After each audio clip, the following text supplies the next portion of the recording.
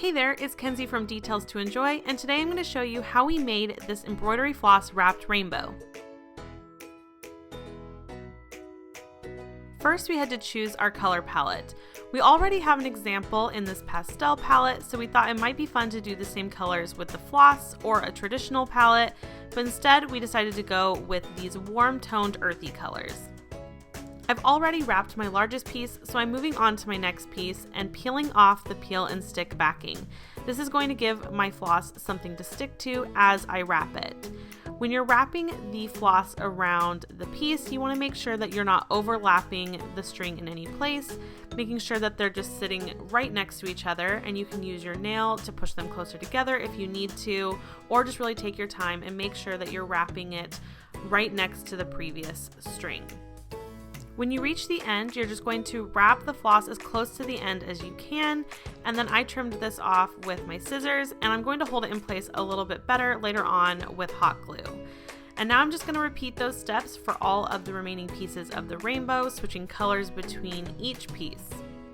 While this process is a little bit time consuming, it's actually pretty simple, and the hardest thing to deal with is the string getting tangled up. Now it's time to add my pieces to my insert, which I've already painted white. So first I'm going to hold those loose ends in place with some hot glue, and I'm just really carefully pressing the string into the hot glue, trying not to burn myself.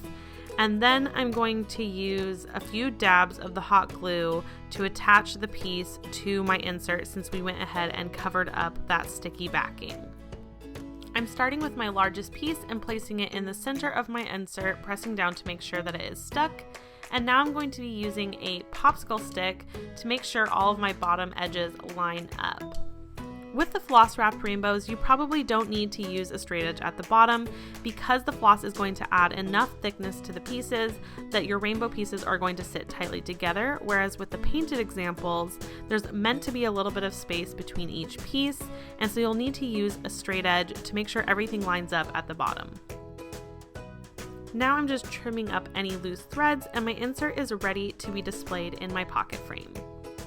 Pocket frames are interchangeable signs that have a removable top that's held on with magnets, and tracks inside that inserts can slide in and out of. So I'm going to go ahead and slide in my rainbow and then place my lid on top, and there we go, I have a finished sign. If you'd like to create your own version of this project, then be sure to check out this kit and more on our website, and we would love to see how your version turns out, so tag us in your project photos on social media.